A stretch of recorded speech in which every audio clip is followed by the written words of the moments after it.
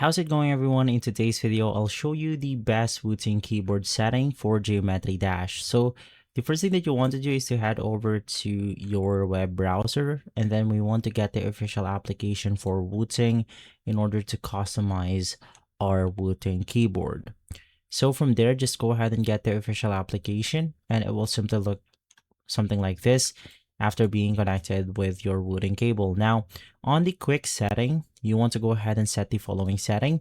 Now, it's really important to enable the Tacon mode, and you want to set your scan rate to 8000 Hertz and make sure that the true 8K polling active is enabled right here. Now, on to the actuation point, you want to set it to 0.10 millimeters. So you can just slide the slider all the way up, and then head over to the rapid trigger option, and simply inside, you want to go ahead and once again apply the following setting. Make sure that the enable rapid trigger is selected, continuous rapid trigger right here, and lastly, for the rapid trigger sensitivity, you could just set it at 0.10.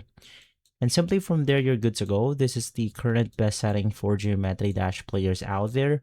And most people agree that this is the best setting for their Wooting keyboard. But of course, if you want to make a few adjustments, depending on your playstyle or depending on how you want to go ahead and press your buttons, you could simply make a few adjustments if you want to. If this video has been helpful, leave a like, subscribe, and follow us for more videos like this. Thanks for watching.